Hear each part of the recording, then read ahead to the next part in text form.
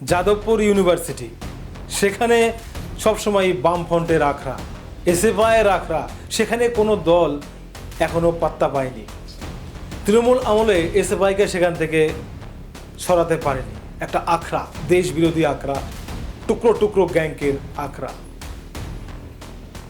আপনাদের মনে আছে ব্রাত্য বসু তৃণমূলের মন্ত্রী সেখানে গিয়েছিল, তাকে হেনস্থা করা হয়েছিল।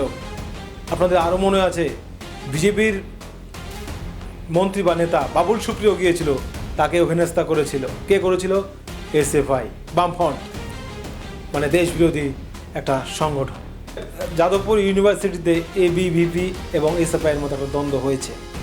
তারপর সেখানে মমতা বন্দ্যোপাধ্যায় এসএফআইয়ের পক্ষ নিয়েছে। বেশ হাঙ্গামা দাঙ্গামা হয়েছে। বিজেপির সংগঠন নাকি সেখানে গিয়ে পিটিয়েছে। এবিভিপির বক্তব্য সেখানে দেশ বিরোধী কর্মকাণ্ড হচ্ছে।